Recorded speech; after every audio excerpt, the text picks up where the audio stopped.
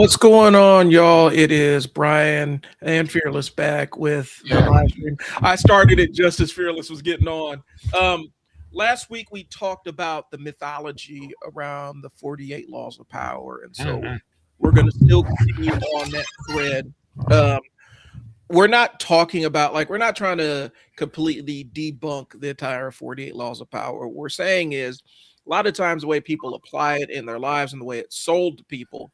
Um, and let's be honest, by influencers out there in the spaces and stuff like that, they sell it as a handbook to live your life. And unless you are in proximity of real power or real control and everything, um, a lot of these 48 laws of power will do nothing but alienate you and actually limit your opportunities because you're not in the prime position to maximize the use of these. And so that's why we wanted to have this conversation. Right, yeah, you're not in the proximity of power. Because right now To be powerful.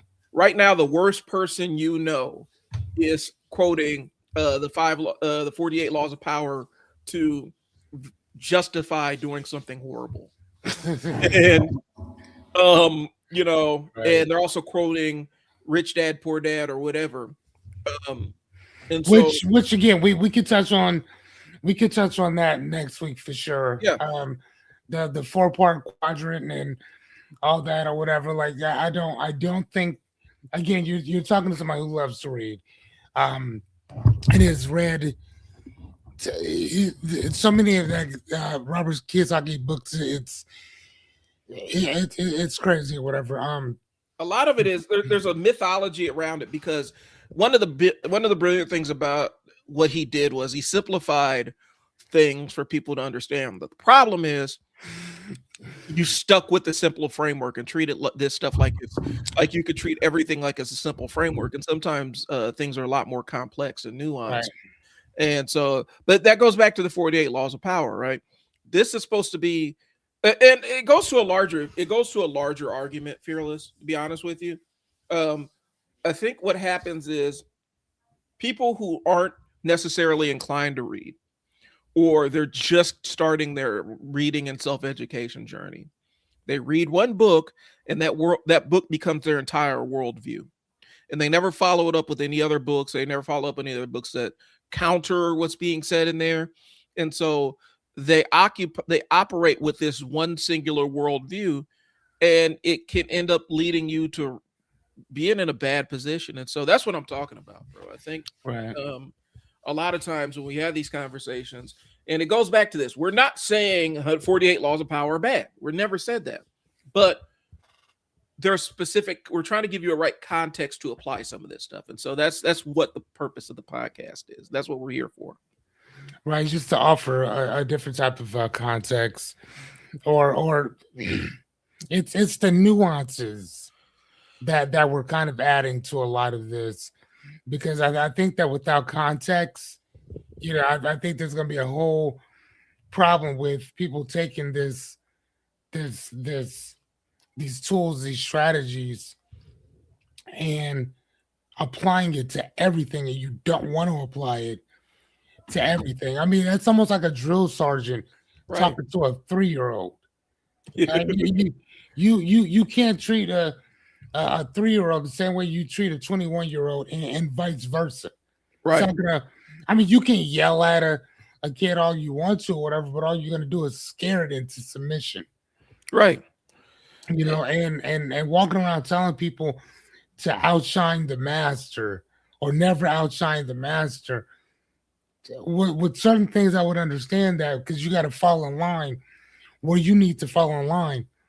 But the problem is when you apply that to other things, at that point, it's just manipulation.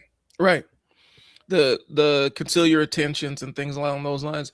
When you're doing interpersonal, like actual interpersonal relationships with people you actually care about and not people you're competing with, um, this stuff can be very damaging. I mean, and it also goes to Robert Greene wrote other books to talk about other aspects of it. So yeah, it was the laws of seduction. He wrote mastery and stuff because I think even then he realized that as a text, 48 Laws of Power wasn't this absolute way to um, completely command every aspect of your life.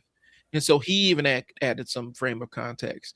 So if this man has written other books that kind of expand on some of the topics, why do you think like this? Why would you be comfortable with this just being your only handbook to navigate life with? It's like Right, there it is. perspective and never challenging your own assumptions. Hmm. So it's kind of funny, man. I'm taking this class. Can you hear me? Yeah, I can hear. Yeah. So I'm taking this class on anthropology or whatever, and it's pretty tight, man. Some of the stuff that you learn in that, and I'm only just finished chapter one, and so they're talking about like the key scientific concepts of of figuring out what like fact versus fiction Hmm. or whatever, and it kind of got me into thinking about a lot of this stuff that we're talking about now, based on the 48 laws and trial and error in general. But so there's one, two, three, four, five, six. So there's six scientific concepts. So the first one is assumption. The second one is evidence and material or inferred Hmm. or whatever. You have hypothesis, which most of us know, testability, theory, and objectivity. Objectivity. Hmm. And objectivity is looking at things from an objective standpoint. And that's one of the things that I love about um, reading in general is that it's kind of like a tool that you put in your tool shed or your toolbox, whatever. You don't need to keep it out all the time. You don't need to walk around with a hammer, but a hammer is very useful when it's time to use it Right. or whatever. So learning, I wouldn't tell you not to learn the 48 laws. I'm not telling you that. I'm telling you to use it when you need to or whatever. And that's all it is. Well, and I'll throw this in here. You can build a house with just a hammer if you wanted to, Yeah. utilizing that as your only tool. It's not going to be a very good house. Right. Um, and so sometimes you need to get other elements in your toolbox that the tools are for different contexts and different situations you encounter. If you're trying to if you're trying to use everything as a hammer, um, you're going to get results, but they're not always going to be the results you want. And Mm, that's what we're saying is put some other stuff in your toolkit. yeah. Um, and so let's where we left off, because I'm kind of going through our notes here. Okay. Where we left off, we were at we did the avoid the unhappy and unlucky. I think we were sitting at selective on no, actually, um, we had make others come to you. We were actually at win through actions, not through argument. Um, I don't have a huge disagreement with this one. Um, Okay. Okay. Okay. Hold on one second. Let me go to it. wait a minute. Okay. We Okay. talked Which about this one? one. We did talk about that one. I was talking about number 9, but I think I remember us having a conversation because we went to unhappy and unlucky, make people dependent on you. We talked about that one. No, we're I think we were at selective honesty, okay. and so the next one would have been appeal to self interest. Right. So 12 was use of selective honesty. That's law number 12. Um, the pro of that is it disarms suspicion. The con is it's manipulation. I mean, I told my kids all the time, omission of a truth is a lie. Hmm. And Yeah, you can call it whatever you want. right, if you're omitting a truth, you're giving something that's factually inaccurate because you're not equipping somebody with the full true statement. And so Right.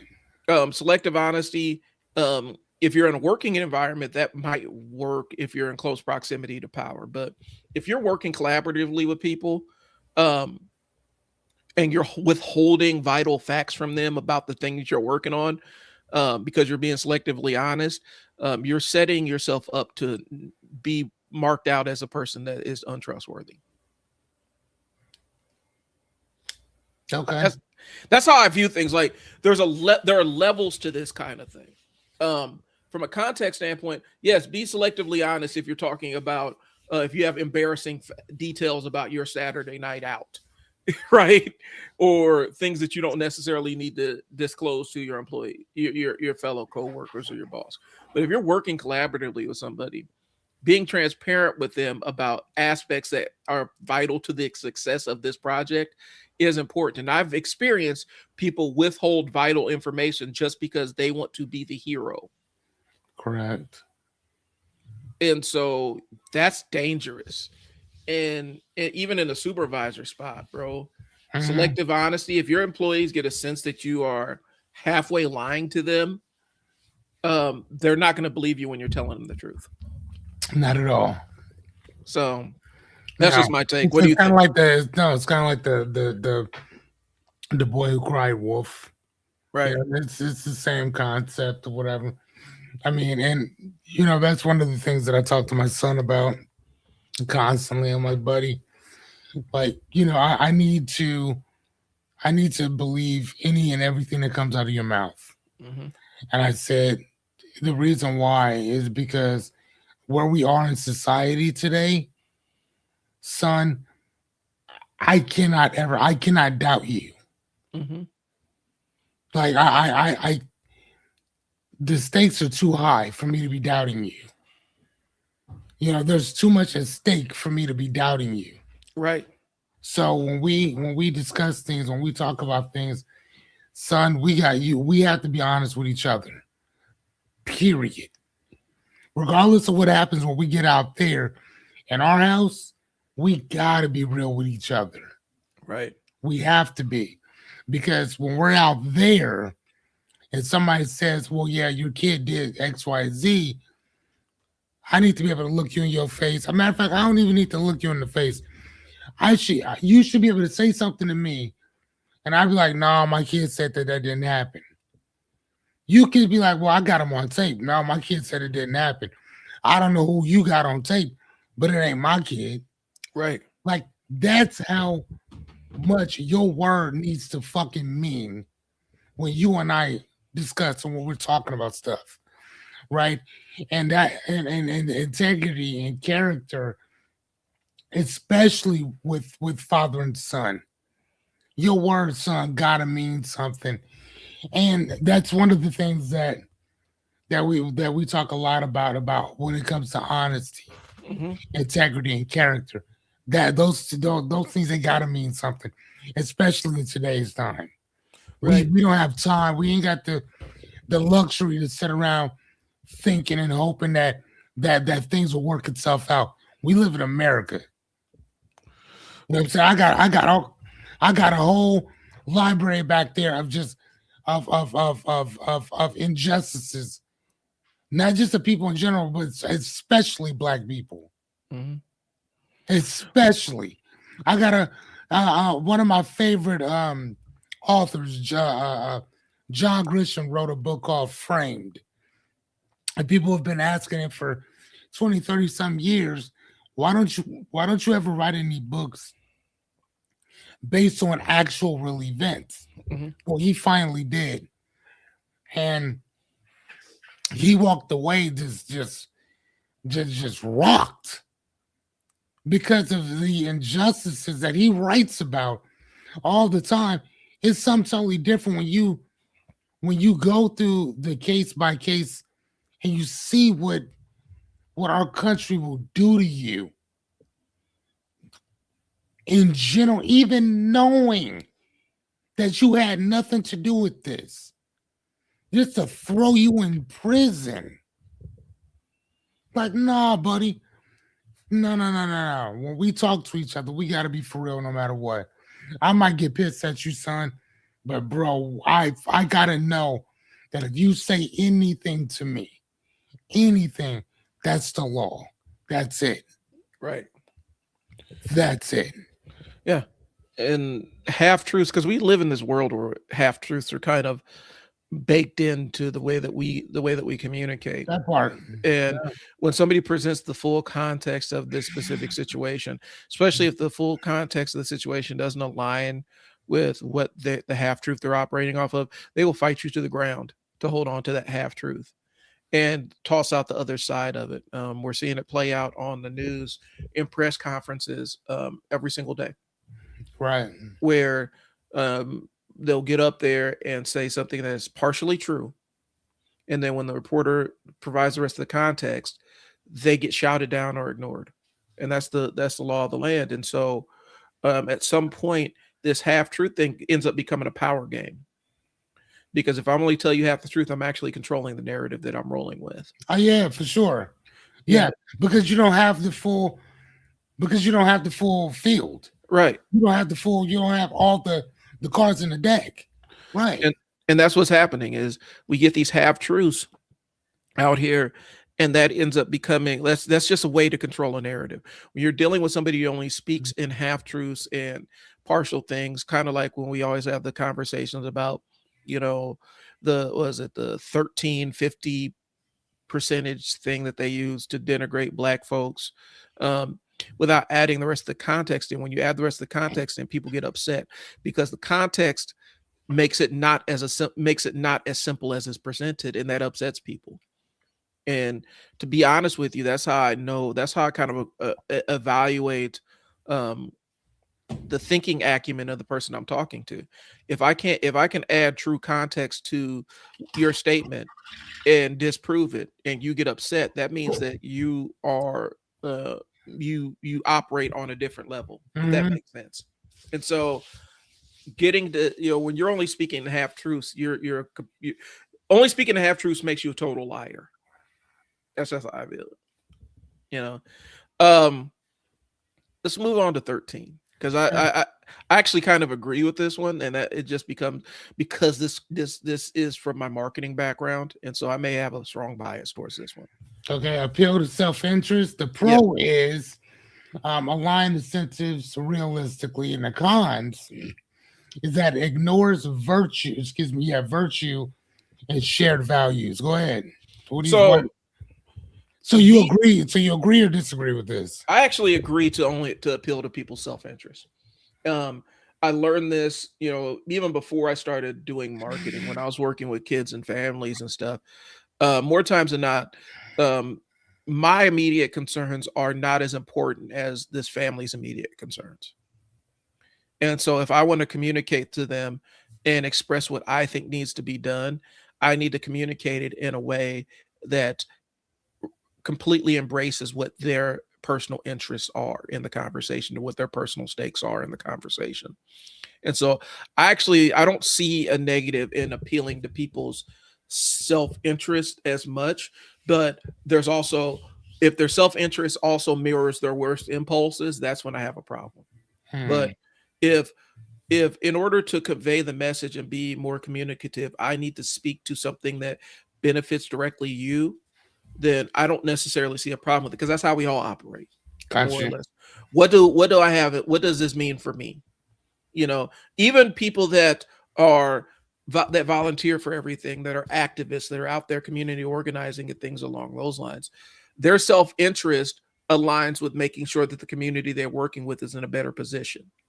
And so their self-interest can be generalized to a group of people, but at the same time, it's still narrowly their self-interest if you're talking about the betterment of that group of people that they're working with. Gotcha. So I don't necessarily see a negative to that. I think the way you apply the way you apply it means everything. But I never see any, like, speaking to your own personal interest and making you care about what I care about, without having some kind of tie to you.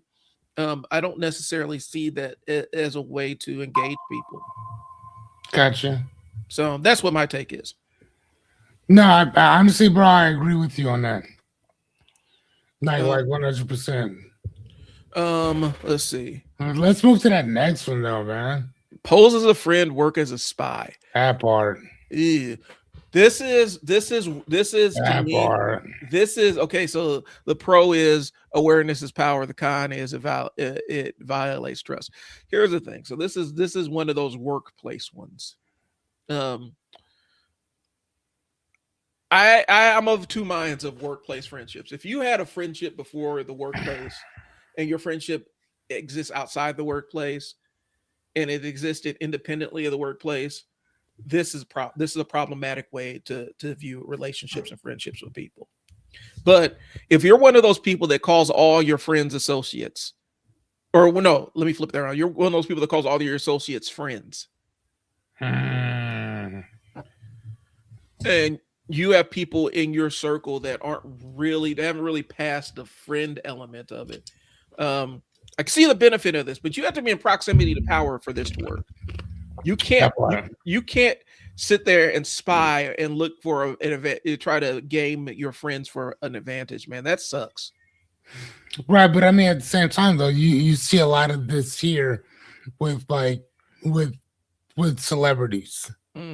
for instance. So you'll see a lot of that where it's like, oh no, we're friends. Or matter of fact, not even celeb. Yeah, you'll see that with them, with their managers, with their the people that they keep around them, their publicists and all that, their assistants and stuff like that or whatever. You'll see a lot of that with them. So, And then, when they're in a competitive industry, there are actors that are actually friends, and others that are just associates just because of way that they interact. Like, okay, so me and my wife were sitting there watching this TikTok of this young lady. Um, Her and her friends for New Year's they went down to Florida, right? I think they were down in Miami to ring in the new year. And you know how Miami is, right? Like no, I don't.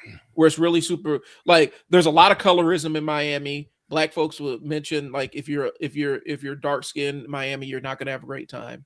But there's also a very look element to it. So um the girl they went out with was considered plus size, but now plus size is just you're just a regular size You person. think that's what's up? Yeah. And so they went out to a club and there's a group of friends. And two friends got in. They were going to let them in for free, but then they wanted to charge a $300 cover to the girl that was normal sized. Okay. And they sat out there and they deliberated this thing. They said they sat out there and deliberated it for hours. You know, they're going to figure out how they're going to put their money together to get her in the club so they can ring in New Year's together, right? Eventually, it turned into, well, we'll just pay for you to, we'll pay for the normal size friend to have a Uber back to the hotel. We'll collaborate on that, and we'll go in and ring in New Year's in this club. Gotcha. And the normal size friend said, if you put me in that Uber, I'll take it. I will go back to the hotel 100%, but the friendship is over at that point. And the girl was like, basically shocked that her friend would say that to her. And my take on it is she wasn't really your friend in the first place. Like, if we're going out to a spot, the crew's going out, if one of us can't get in, we ain't going in. Yeah. And my wife kind of said, and I mentioned that to my wife, and she's like, Brian, you need to understand that some of these kids don't know how friendships work like that. Yeah, no. They don't, they haven't learned that friendships are that. It's super transactional. In their mind, she's preventing them from doing the fun thing that they want to do. And so she should be able to just take the L and be fine with going back to the hotel. And then that's it. And I never thought about it like that. But that goes back to understand the difference between friends and associates. Hmm. These are people that she associates with. I don't think that they were actually her friends. And to hear okay, so how did that go again? So basically they go out to a club in Miami to ring in New Year's. Gotcha. They get to the club, the bouncer says, the promoter and bouncer say, you guys can come in for free, but she needs to pay $300 because she's bigger. Jesus. Because we're trying to maintain a certain look and aesthetic in the club. $300 for the cover. Yeah. Okay, continue. And her friend sat there and deliberated this whole thing. And first they're going to split the cost. between them so that she can get in and did all this other stuff. And it ended up being, well, we're not going to split the cost. We'll split the cost of Uber to send her back to the hotel so we can go in. And the girl basically said, if you put me in that Uber, I'll take the, I'll take the Uber ride back to the hotel, but the friendship is over. We ain't cool after this. If that's the decision you make. And the girl making the video, she just couldn't understand how could she say that to us? I mean, yeah, it sucks that she couldn't get in, but she should be about us. Like, you're not a friend. That's not what a friend does. If we're going out somewhere and they say, hey, that's cool, he can't get in. If you say, okay, man, then you go sit in the car while we go in and have fun, we ain't cool. Right. You say, hey, either we all get in or none of us get in, bro. That's the arrangement. So if we got to pay for it, we'll figure out a way, or we'll just go somewhere else. Yeah. Why didn't they just go somewhere else? They had to be in their mind, they had to be in that club. And that being in that club was more important than anything else. And for me, I'm old enough where I'm like, that sounds like an absolute nightmare. Being in I used to do the ringing New Year's into the club. And you're just going to stand there. Yeah. I mean, like, it'd be different if you knew everybody there. They were all there for you. Like, they don't know you. Right. That's crazy. It sucks. Why would I do that? Like, in my mind, I'm like, why would I even, like, why would you even entertain? You really can't go anywhere else. And that's what I'm saying. There's other clubs they could have gone to where they didn't have to do this, but they had to be in this club because this is where the important or famous or glamorous people, I don't know, but they had to be in association with all these other vapid people in this club so they could see and be seen. And they don't even really I know for they go out, kids, they don't even dance. They just all sit around on their phones and take pictures of themselves. And so it's like, so you're excluding your friend from that over this $300 cover charge. We would have bounced. Hey, she can't get in. All right, cool. Let's go down the street. All right, yeah, no problem. This club ain't that important. And 300. I mean, excuse me. I mean, dude, we'd have dipped at the $300. Yeah, ain't nothing important like, enough for me to spend $300. $300 to come in here for what? Yeah. And then I still got to pay for drinks. Right. You still got to pay for everything else that while you're in there.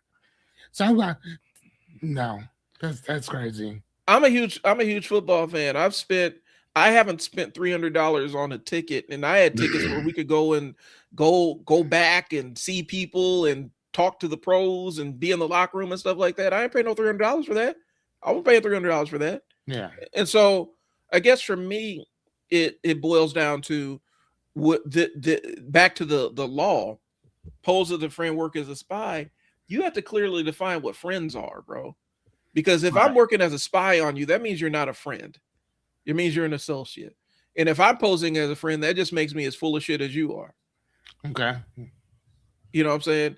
I don't have, in my life, I guess, and you're kind of in the same boat. I don't have to associate with a motherfucker I don't like. Like, if I don't trust you and move like that, if I don't have to really build with you like that, right? Where I can't trust you or I have to feel like I'm obligated to spy on you, that's not necessarily a friend either. And so for me, the 14th law, when you say pose as a friend, work as a spy, that is very highly contextualized to you are competing for a job in a very intensive competition work environment. Mm-hmm. Not applied to your day-to-day life. No.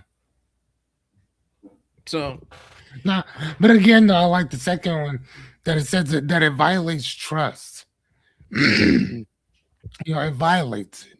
Yeah. Like, I'm not here because we're friends. I'm not here because I want to build something with you. I'm here because I need something from you. Right. So again, going back to concealing or hiding your intentions. Yeah. Right. I mean, and again, the biggest problem that we have in our culture, and I'll say our culture of America, is that we have a very individualistic mindset when it comes to community and when it comes to culture. Yeah. It is very independent. very individualistic, which means we do not look out for each other. The only thing that we are united in is that I hate this person because they hate me. I hate this person because they have more than me, Mhm. and and our states are connected to each other. Yep. That is the only thing that we are united in the United States. Other people, and I'm not saying that you're not going to find corruption. I'm not going to say that you're not going to find bullshit. I'm not going to say that you're not going to find violence, crime, education, all that stuff, whatever, the same as you would here. Um, but I do see, and I do think that if you look around, you'll start seeing a lot of people. I'm not saying have like a kumbaya type Mhm. of Hakuna Matata type of mentality towards each other, but they do have a live and let live reality, reality with each other. And I think, to be honest with you, Fearless, this does break down on a cultural level or Mm-hmm. ethnic background level because um, I've seen it where you have communities that are formed around this communal kind of living, extended family kind of living, and then you juxtapose that against what's happening, how America views individualism, and that's why some groups don't necessarily. That's why there's always a little bit of a disconnect. We can get into it. We can talk about the extended family within the context of enslaved people from Africa, where the tribal kind of group living dynamic, right? And trying to figure out how that translates to an American culture or even indigenous, because they had a similar kind of structure with extended family and things along those lines. Right. And so I do think that that plays a little bit into the differences within communities. It's not a bad thing, but some people are totally unaware that, yeah, when some people, for some people, it's odd that I grew up with my cousins like we're siblings, Yeah, I mean, and but a lot of us did back in those days. yeah, Like, yeah, and it was odd, for but then it was odd that my cousin, my mom and her cousins grew up in the same household like siblings, and for us, extended family is important, and so, and I got cousins that I'm not related to, if right. that makes sense. And Yeah. so, but you find that, and then there are other communities where that's just totally strange, and they don't even really they don't even hang out with their cousins like that. They don't really care. And Mm-hmm. so there's layers to this, and so that comes into the kind of the melting pot where you have multiple groups of people from multiple ancestries living in the same country, and so that does provide a little bit of friction. But the individualistic American kind of thing, the ideology, I think is problematic where we make that the default way that everybody is supposed to live. Mm-hmm. And that's the thing I like about this class that I'm taking, the anthropology, is that you have to look at other cultures. You have to look at everybody else's. It forces you to look at everybody else's stuff, and this is just the way that they do things. Just Mhm. like what we talk a lot about, the hunger problem, the starvation, and this that, and the other, right? But in other cultures, I mean, the reason why they don't starve, the reason why they're not waiting for the government to send them anything is because they eat grub, Mhm. and grub are insects. Grub, or they'll lift over some rocks and get to eating. Mhm. You know what I'm saying? Like, and for us, like I was watching one of my books. She had these, I don't know what the hell they were called. I think slugs Mhm. or something. They were eating something, and I guess they were like real thick. And when you hit them, I guess when you pop them open, it's like a paste Mhm. type of thing. And but apparently it tastes like chicken. I'm cool. Yeah, you know what I'm saying? Right. But see, that's just it Yeah. though. Because of our Western thinking, we don't, you know what I'm saying? We don't live like that. So you're not gonna do anything like that, right? So Mhm. that would be like the equivalent for us of drinking out of the toilet. Like Well, we're like we're not doing that. But to somebody else, they are like, oh no, that's better than what we've already been drinking. Well, let me give this example because we talked about it on previous episodes. We have groups of immigrants coming over to this country, and then people sit there and say, "How did they get all this money for this, restaurant or barbershop or Ah, whatever?" yeah, yeah. And we talk about a lot of groups internally. You only know this a lot of times. You only realize this once you start working with immigrant groups and stuff like that, or you're just familiar with it through proximity. Um, a lot of immigrant groups, when they come over here, they have internalized lending systems that's Mhm. worked out within that subsect of community. And so when you come over, you get loaned the money to establish whatever you need to establish, whether it's to go to school, because some people use it to go to school, some, to send their kids to school, some people use it to build a business, whatever. They loan each other money, and with the expectation that that money gets paid back to the pot, so that when the next group comes in or the next person comes in, you can loan them the money, and the money keeps circulating internally in the community, and they never really have to go outside, or by the time they're ready to step outside for outside capital, they've already built up enough of a war chest that that that commercial lending is not a big deal. But since a lot of Americans don't know that, since we're so individualized, since we don't necessarily know how these immigrant groups are doing it, we don't have the insider knowledge. We assume the worst about it. Well, they're just getting free stuff because that's who they are, as opposed to they have an entire network to make sure that one person's getting lifted up when they come in, and not just sitting here facing the world as an individual group. They're facing the world as a collective.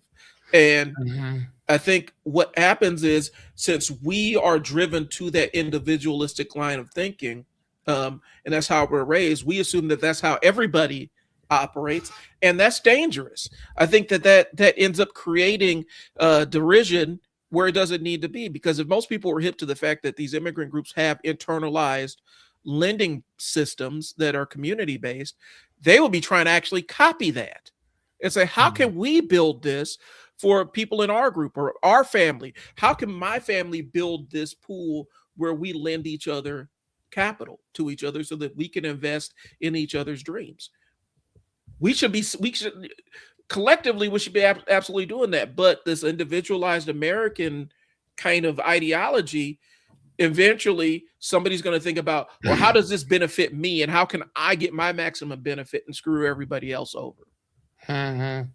And that's what it ends up devolving to. But yeah, I think that's where that comes from.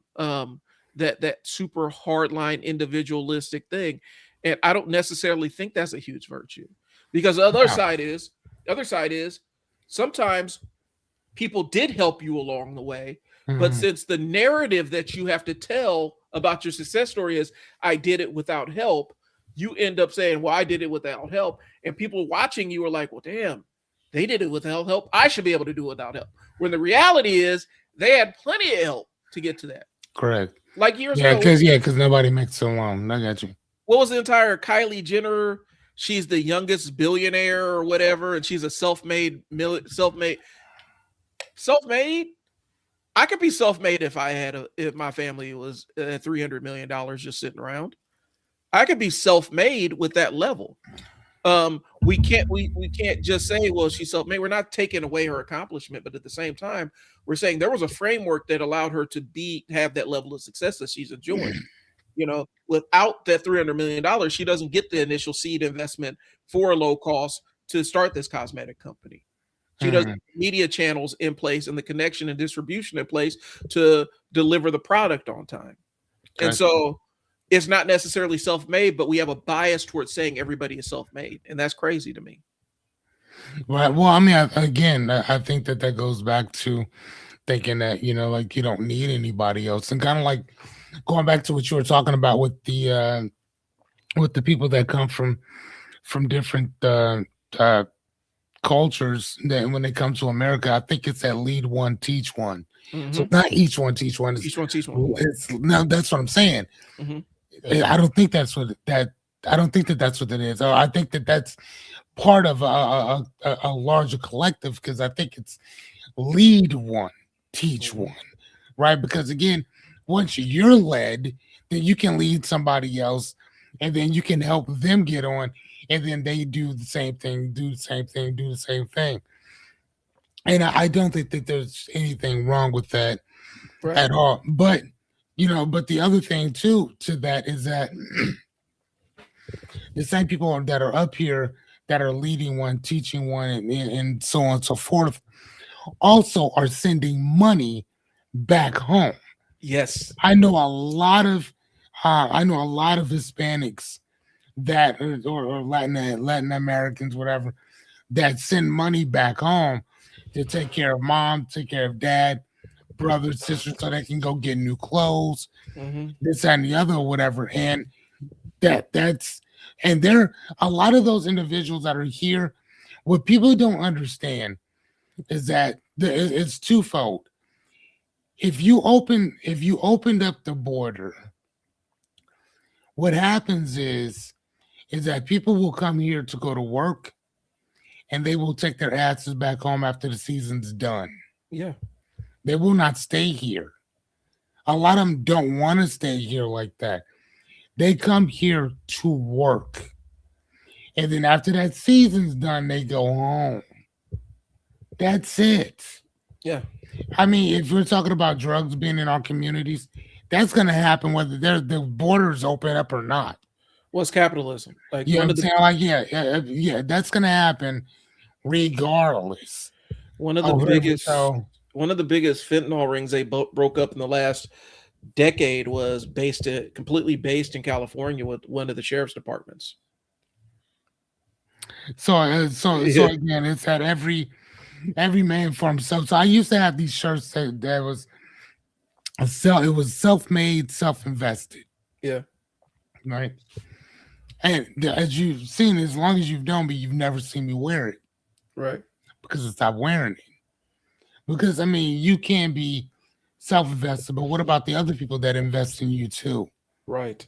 You know what I'm saying? I mean, like you self-made, but I'm not self-made.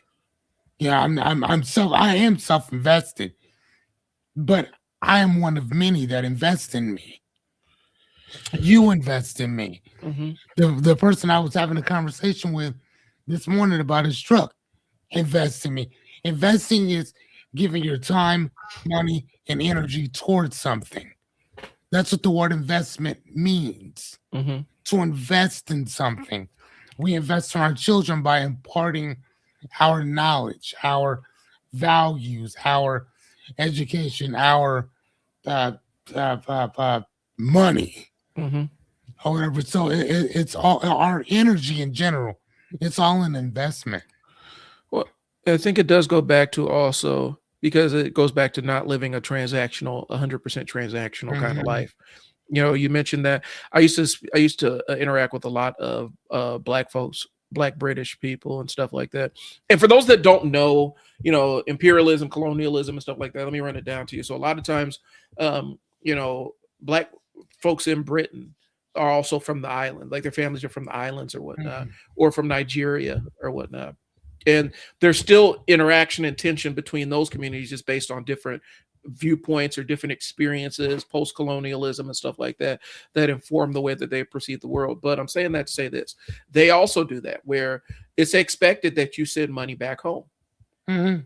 And for some of them, there's this real tension because they're in this capitalist society, and they're like, I send the money home, and it just becomes this expectation. And the people that are receiving the money, they don't respect it, or they're not grateful for it because it's just an expectation, and they have a problem with that. So there's other contexts of this that manifest when you're talking about cross cultural exchange or whatnot. But what we're saying is other groups of people are doing it. Just because by and large America hasn't done that doesn't mean that there aren't groups within America that aren't doing that and don't that where that's not their norm. The giving and lending, communal lending and stuff like that, and Okay. sending money home, that is not a foreign concept to a lot of people. It just is a foreign concept to us because that's not, your kids go to college. Well, okay, let's run it down like this. How many little dudes made it out the hood, got the big, basketball contract or football contract, and they're making sure that their entire community is taken care of? Okay. Their families are taken care of. They paid off their aunt's house and stuff like that. So there are elements of it that do manifest in how we operate. It's just not considered normal. But it is a version of the same. I moved out of the country. I'm living in a different country. I'm doing well now. I'm sending money back home for my parents. So I do think that I think there's layers to it, is what I'm saying. It manifests differently. What were we talking about? Um, 48 laws of power. 15. Now this one, crush your enemies totally. Mm-hmm. I don't know that I've ever been in that Game of Thrones kind of situation where, you know, I've had the person that I absolutely had to destroy for whatever reason. And so the pro is it eliminates long-term threats. The con is it escalates cycles of revenge. It also creates an environment where everybody is an enemy. And I'm gonna tell you, we've talked about this one, Fearless. Um, that book that you were talking about by the guy who created the entire program that the police use to de-escalate things, where he talks about what happens when you have to kill somebody. Yeah, you talking about the Lieutenant Dave or whatever. Yeah, yeah, that piece of on shit. the killing. Yeah, I know. Yeah, and so what happens when you take a group of people and tell them that everybody external to them is an enemy that needs to be crushed? Is you turn that people into where they view the entire public as enemy combatants. And what happens when you have a occupying force encountering enemy combatants is not cordial. It's not friendly. In fact, it automatically sets the stage for violence. And so this idea that this draconian thing where I must crush my enemies totally. Where do you work where this happens? Who are you interacting with? Where you have to go out there and destroy your enemies. Like maybe if you're playing football, you're on a football team. Like, yeah, you go out there and obliterate your opposition so that you go out and blow them out early so that you can destroy their you can break their back and hope that they don't hope that they can't come back. Same thing in sports. Like maybe in sports. Okay. Can you in your life, Fearless, what context what context would you have? I need to. This person is my enemy, and I must utterly destroy them. Oh, who do I think that I would need to do that to? Like, can you imagine a context in your life where that would apply, as it exists right now? Yes. Where you have an enemy out there that you must destroy. Yes. All right. For me, I would internalize this and say, if I'm the enemy. If something in my personality is the enemy, if something internally to me is derailing my progress, then yes, I want to obliterate that person, obliterate that 100%. But to careen through life looking for new enemies, I think that's kind of what that sets you up to be, where you're always looking for your next adversary. Yeah, because at some point you just become addicted to the battle and not about the progress. That's just my take on it. But applying this in your interpersonal life, like I said, this is one that I think is kind of individualized to you're being in a highly competitive environment where there is no room for collaboration. That's just my take on it. No, I get it. I love it. You know, but yeah, if you're actively searching for enemies, because that's what we're living in, really. I mean, if we're being honest, that's the world we're living in right now. Like, that's kind of what the administration is, where there's always a new enemy du jour that we're supposed to be scared of or mad at or something. It's always a us versus them. We're perpetually in an us versus them cycle. And it's not just political. It's, now Venezuela is our enemy on some degree, and all these other places are our enemies, and they want the worst for us, and they want to destroy our life or destroy our way of living and everything. That's an exhausting way to exist through life. I don't want to where everybody's my enemy. I don't want to live a life like that. Okay, give me 1 second. I'm popping up the rest of our stuff. Okay. So keep on. Okay, but I get it. If you're in a cutthroat work environment, I was in that cutthroat work environment, and I get it. You want to put them in a position where they can no longer do harm to you. I get it. And I've seen it operate on the highest level at one of the agencies I worked with, where the person in charge did not put somebody that was actively working against them to pasture, out to pasture. And they ended up coming back and basically destroyed everything that they built and booted them out. I've seen it, I've experienced it. So I know that's a real thing. What I'm saying is the application and context of that. Like I said, the example I go, if you are the head cheese grater at Olive Garden, destroying your if you're at that level, you should be building alliances and not trying to destroy people. Like you should be trying to network and build as many alliances as possible with as many people as possible. But if you're walking around like these are my enemy, this other cheese grater over here is my enemy, I must destroy him. You're working against yourself because you're on the bottom rung. At the bottom rung, you need to be collaborating and collectively doing some collective action to ensure that you guys have a platform to be successful. Now, if you're the CEO of Olive Garden and you have to deal with a hostile takeover, or somebody on the board is trying to usurp you and stuff like that, okay, now we can get into the Game of Thrones stuff. But again, my contention with 48 Laws of Power is it makes your entire life this weird Game of Thrones kind of arrangement where you view everything like that. And to me, that's not a life that I would want to live on a day-to-day basis, where I'm have to out strategize everybody from the moment I walk in the door. That would be exhausting. Right. And to be honest with you, I'd rather just consolidate my power and get to the point where I don't have to play the power games. It just exists, just ubiquitous. So I like owning my own business. My power is just ubiquitous. I can decide what I want to do and who I want to interact with. Isn't that fun? Yeah. Where I don't have to speak it. I don't have to say, this is what my power is. I just say, this is how I want things. And then it's like that. I make it so. I make it happen that way.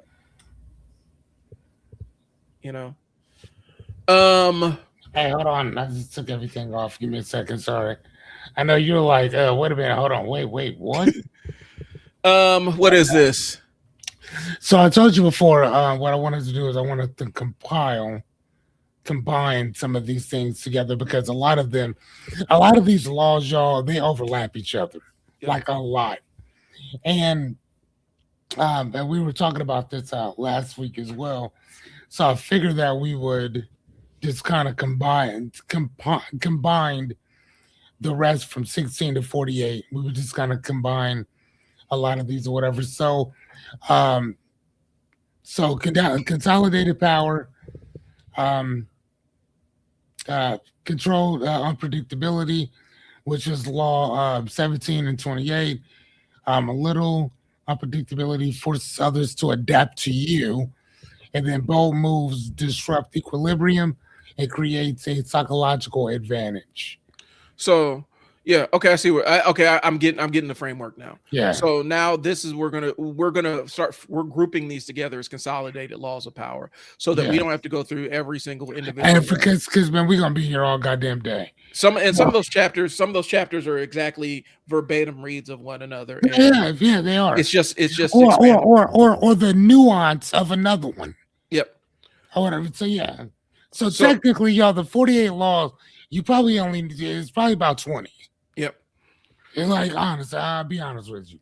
About 20. So consolidated power principle number 1, scarcity and presence management.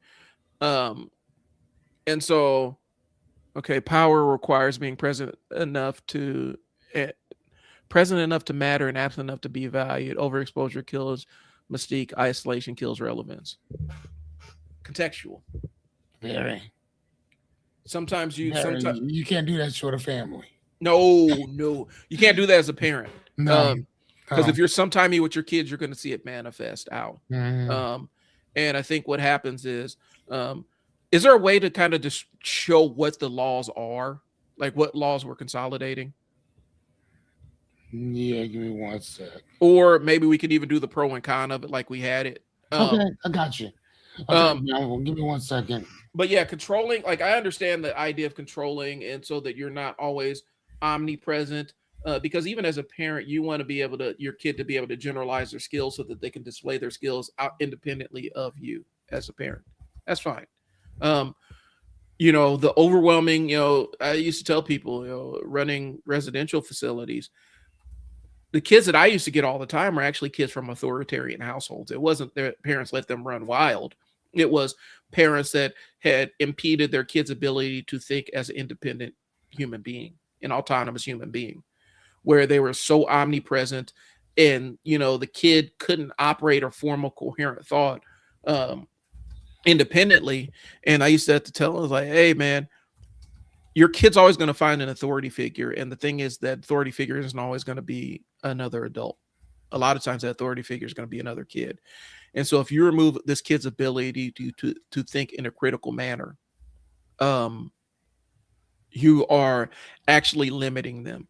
And so yes, you sometimes your kid will defy you, sometimes they'll go against what you say, sometimes they'll do, they will operate in ways that you would not agree with, but Mhm. you need to give them that latitude to go out there and screw things up so that they can start forming their own critical thought process.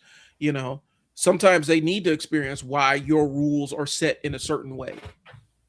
The kid needs to understand this is why mom and dad have this rule this way, as opposed to it's because I said so. The Mhm. rule is exists because this is my house and I pay the mortgage here, and so it just exists because I said so. You have to have something a little bit stronger than that.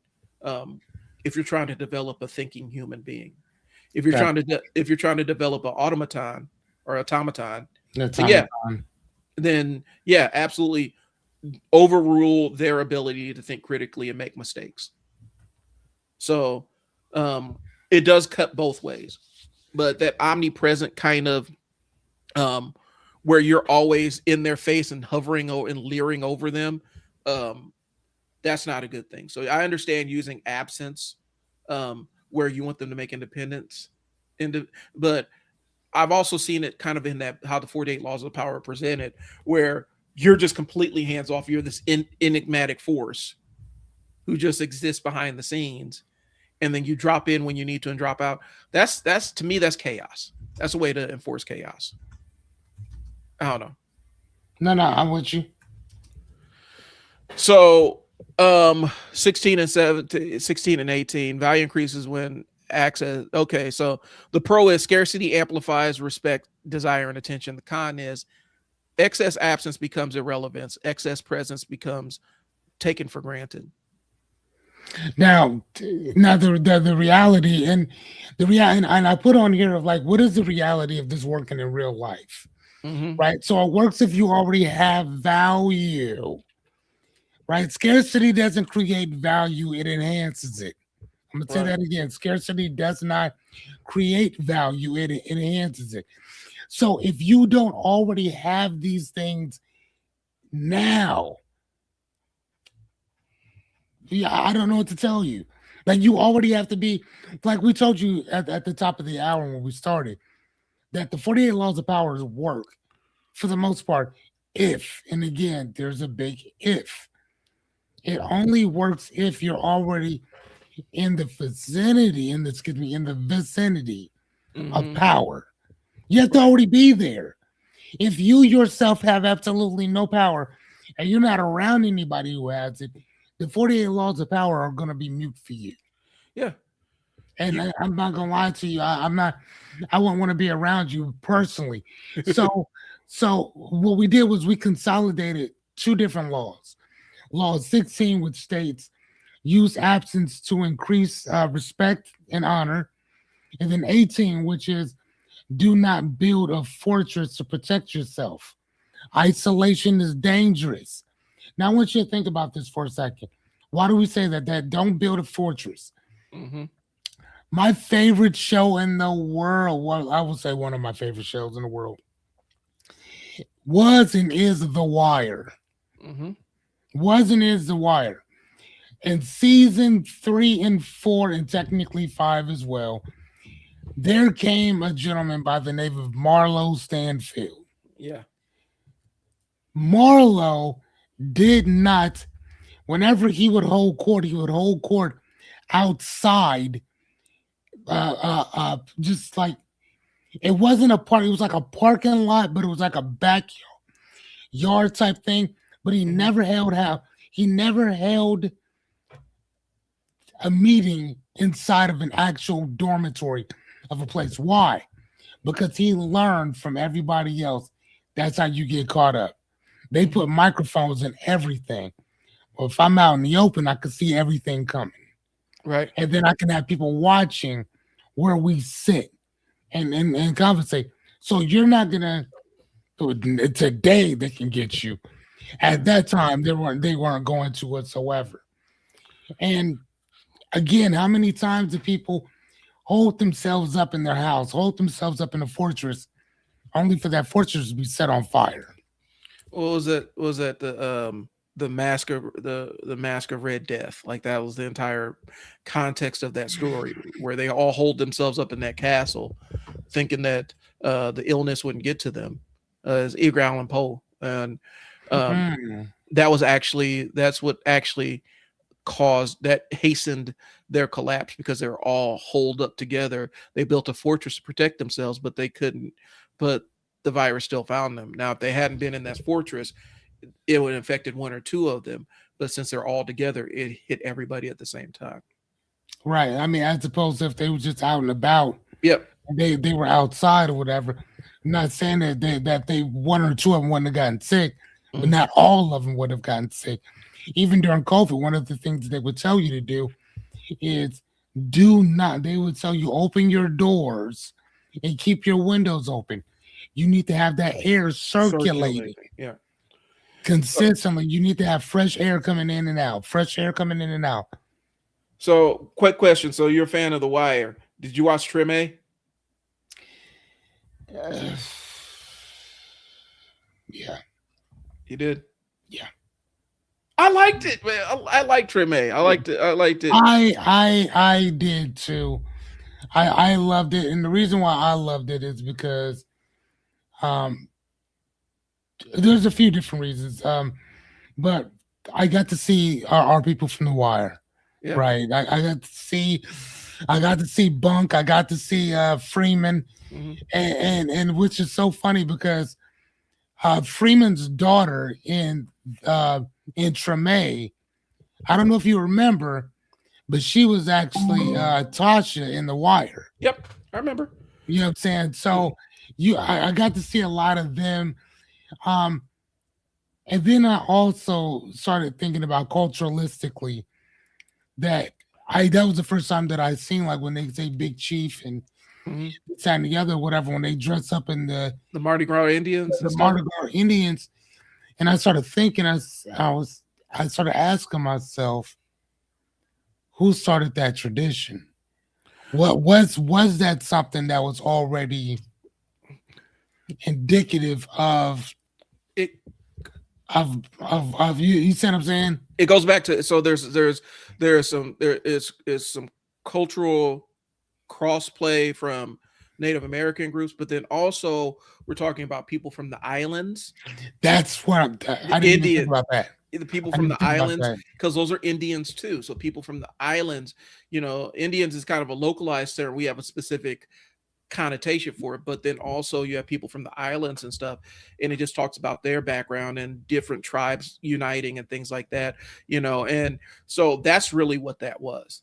A different way to view, because if you look at the origins of Carnival and you know, Mardi Gras, there's a lot of Mhm. similarities and stuff, and you see similar costumes when you see, Carnival from the islands and things along those lines. For me, watching that show, we're getting back on it, but watching that show, it was almost like, to me, it was almost like a spiritual successor to The Wire, just because it showed a lot of the same thing. It shows systemic failure, what happens when a system fails people in massive, massive ways. Um, and how do they react and how do they respond to it?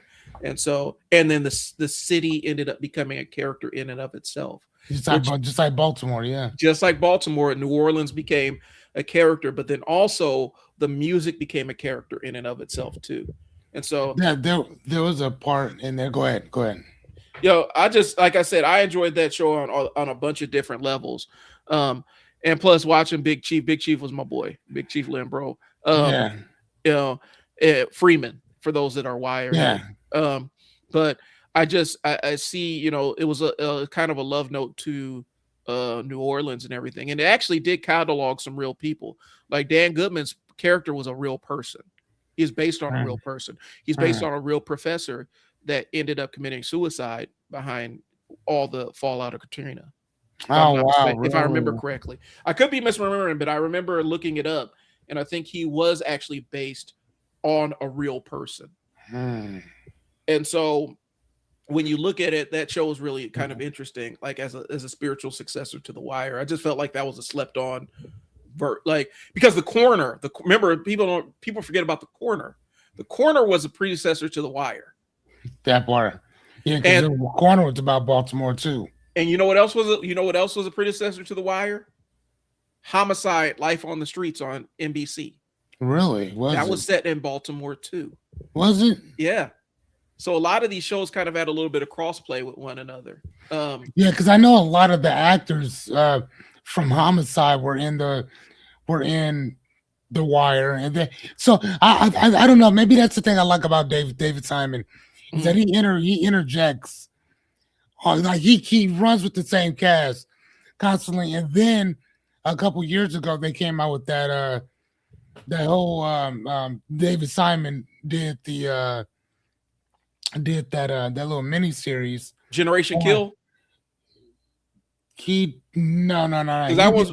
He did that one too, which has Ziggy in it, Mhm. who just ended up taking his own life not about a week or so ago. Um, Generation Kill, but no, there was another one. Um, there was another show that he had that was about the Baltimore crash unit. It's not We Own the Night. Or was it? No, I think it might be what it is.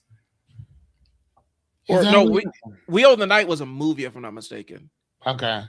I got to double check. So Yeah, let but me look at. but it's a little mini series, and again, you got to see Poot, you got to see Donut, Yep. you got to see your boy, and again, this is all stuff that actually happened Mhm. in Baltimore that he brought them back for.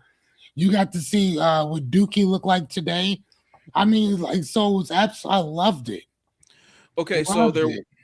Generation Kill, Trim A, Show Me Hero, The Deuce, We Own the City is what it was. We own the city, yeah. So, but okay, And that was an amazing show. Oh my god, it was so good. so let's Oh get. man. So we're talking, like, we've consolidated, for those that are tuning in, instead of going through the individual laws of power individually, we're consolidating some of them, just like you can consolidate aspects of the 10 Commandments. We can consolidate aspects of the 48 laws of power, because a lot of them are overlapping. And today's show is about the mythology around it. So consolidated law 2 is a combination of 17 and 28. Let me pull those up. Law 17 is keep others in suspended terror, cultivate an air of unpredictability, and 28 is interaction with boldness, hesitation, or half-hearted attempts. Okay, so let's talk about number 17, because I think that 17, again, narrow application for this. I've seen it work, and I'll be honest with you, I've seen the law applied, and I've seen it work. In terms of how it was applied, in terms of the outcomes for the people that were involved in it, not so great. But the concept of keep being unpredictable keeps others off balance, and boldness, keeps others off balance. And if you're trying to keep a population of people under control, the unpredictability can absolutely work. Okay. Is it a benefit? So basically, the unpredictability forces others to react to you as opposed to you reacting to them. And they don't know quite what to expect from you, so they can't predict your actions. We Mhm. actually have to, when you're running residential environments, you actually have to do that. I used to have to tell my staff, you need to vary up how you do things, because the kids are here all the time. They're watching what you do, and they're learning your patterns. so that when they need to do something that shoots the gap, if they need to get away with something, they know at this time such and such does X, Y, and Z, and this is where we can shoot the gap on them and go out and create havoc. And so you do have to vary up your patterns. You have to be unpredictable in that aspect of it. It wasn't about keeping the kids in terror.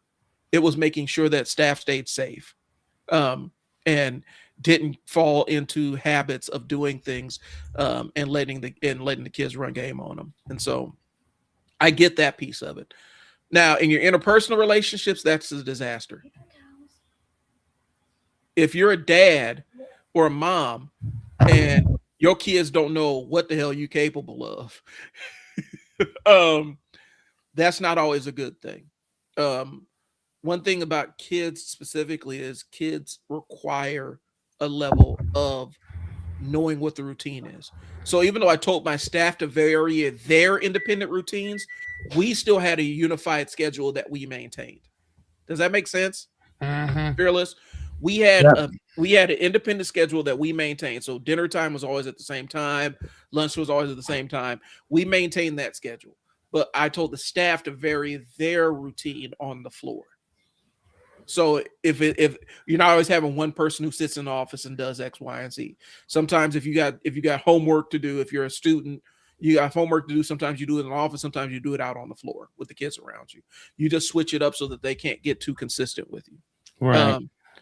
But this idea of we have to keep the world in terror, I don't know. What is your take on that one? Because we're just talking narrowly about 17 before I open into 28. Okay, so yeah, keep others in suspense, and then 28 is interaction with With boldness. boldness. Okay, and which is I totally get that. I mean, it's kind of catch a person off guard, but I think it's one of those things where you start before you're ready. Mm-hmm. Again, if you're checking it from that standpoint, which I think is fine. So the reality is that it works best in conflict or negotiation environments, but not cooperative ones. Mm-hmm. So again, if I'm trying to, and again, even with that, like, man, this anthropology class is gonna kick my ass. Like seriously, because it has me looking at how we do things here in the West and how other people do things in other places. Um, in other places, I don't know if we've talked about this before, but like in certain Asian cultures, they don't believe in a one off. They believe in cultivating a whole entire relationship, a working relationship that they plan to have with you Mm-hmm. for years to come. They don't Right. plan on just having a one time relationship with you, and then they just buy and sell. Then you go about your business. I go about mine. With certain cultures, they want to know your family. Yeah. Like they want to go eat with you. They want to take their wife and their kids.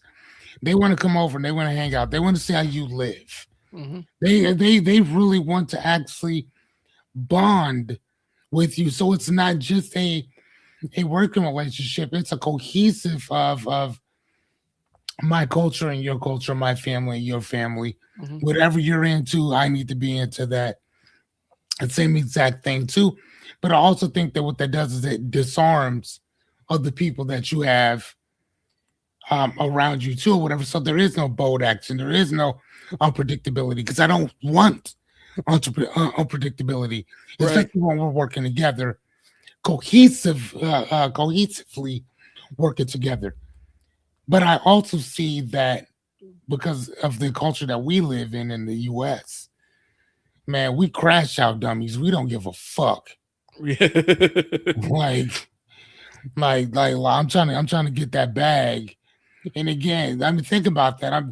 Think about when we say that I'm trying to get to the bag. Yeah. It's like I'm trying to get to the bag. It's not that, hey man, let's work on something together so that we can collectively build together. Why don't we collectively get some bags Yeah. and pull our money together and build some stuff? You never hear people really saying that. Think about the people that you see, these professional sports teams. Why is it that with all that money In those locker rooms, nobody's talking about building a bank. Yeah. Nobody. Nobody's collectively. It costs $10 million to invest in a bank. 10 million. That's what you have to have for upfront seed money. $10 million. You got over $200-300 million in this room, and ain't none of us talking about building a bank. Hmm.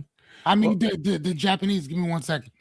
The Japanese, they don't believe in, like, when they. I don't. I think it's the Chinese. No, maybe it's the Japanese. Either way, when they need money, they don't go to the bank and ask the bank for money. That's not what they do. You know what they do? They buy the bank. So therefore, what do I need money for? I already got money, mhm. right? So their whole objective: if I need a place to live, why do I need to rent this apartment? How about I think to, what do I need to do to own the apartment building? You see what I'm saying?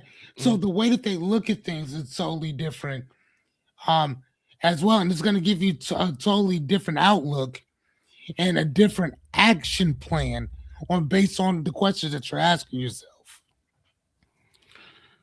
So I guess, and there's different ways to kind of frame that. I guess for me, when we talk about like the athletes collectively, why they don't pool their money together. Here's the thing: you have to be. If I'm going to, if we're talking about a $10 million investment, right? I have to have a level of trust that the person sitting next to me, if we're going into this venture together, the person that I'm going in this venture with, going into war with, essentially, um, can deal with. It goes back to what I used to when I first started doing investing and stuff. Not everybody's built for that. Mhm. Not everybody's built to invest. Can you put your money into a stock and then watch the stock market crash the next day? Most people aren't. Right. They'll put their money in the stock market and stock market crashes the next day. And next thing they started to, oh my God, I got to get my money out. For me, I've experienced it enough. Oh shoot, stock market crash, huge discount on everything. Let me go see what I can go buy. Let me Right. buy more shares of the thing that just tanked. And so a lot of times I think that's the thing that there's a natural human aversion to getting into those kind of partnerships with other people.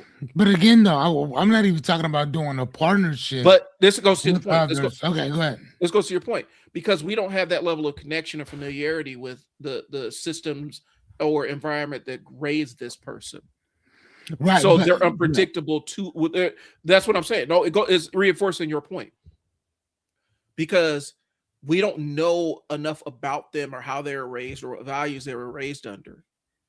If they grew up broke, if they grew Yeah. up with money, a lot of things are going to determine the way a partnership comes out with.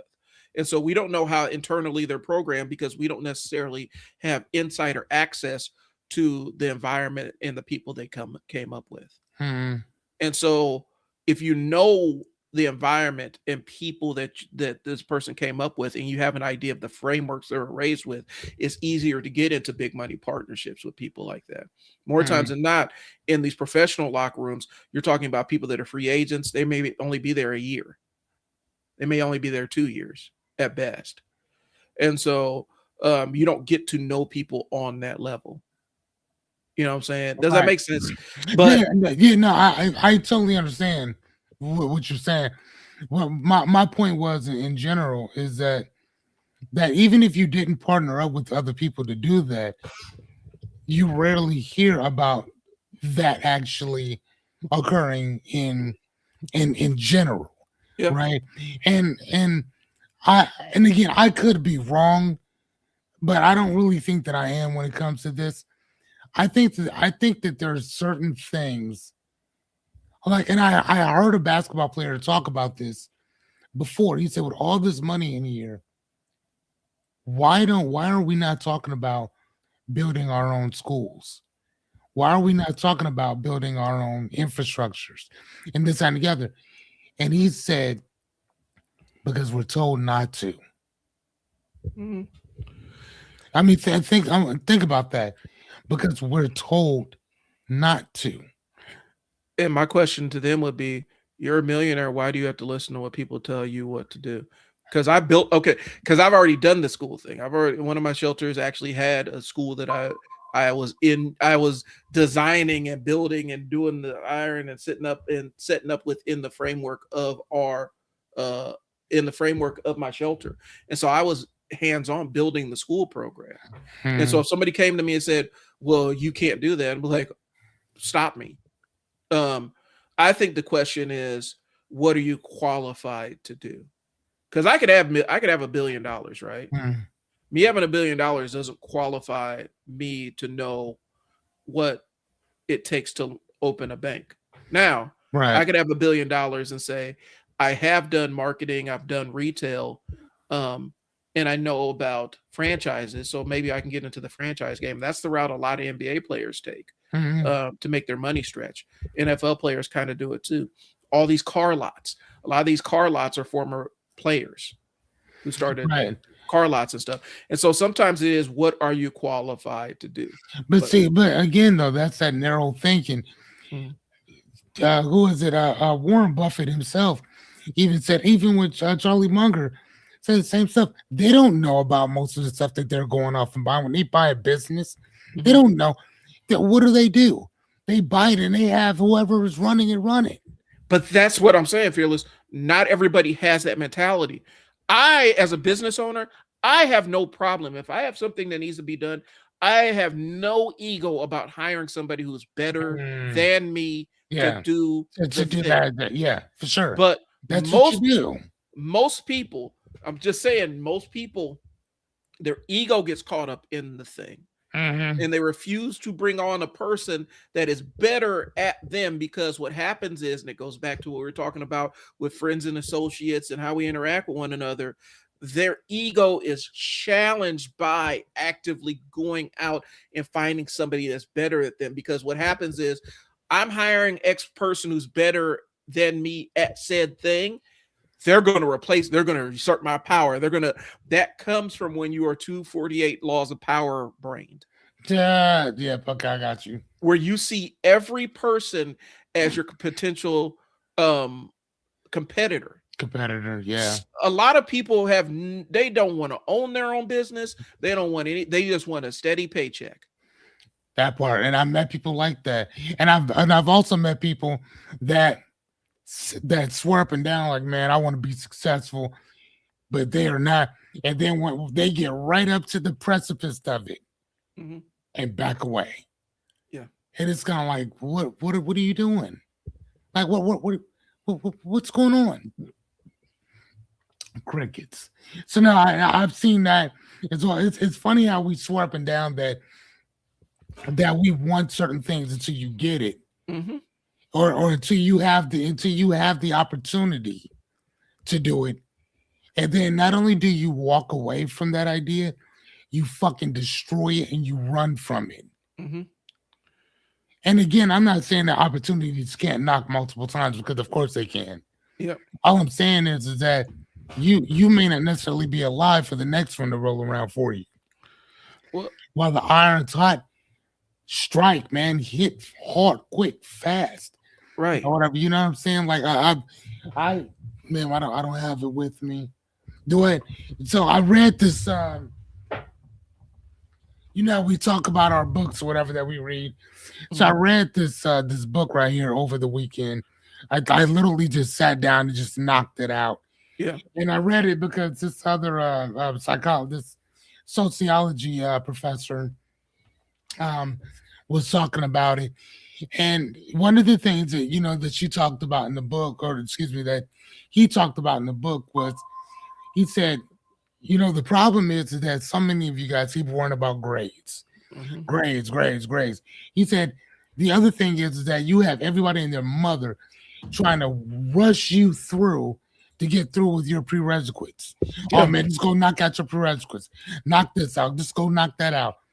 He said the reason why so many of you don't either like college, you sucked at it, or your objective was just to get good grades. Hold on one second. Oh wow. Oh, Um, is that he said, and I quote, he said that God damn it, I lost my damn trying to thought. What was this on my? Oh, Grades. yeah, grades, whatever. Is that you focusing on grades as opposed to focusing on learning the information. Right. You said if you focus on learning more than you focus on the grades, I guarantee you're gonna get more out of college than anybody, even with all 4 years.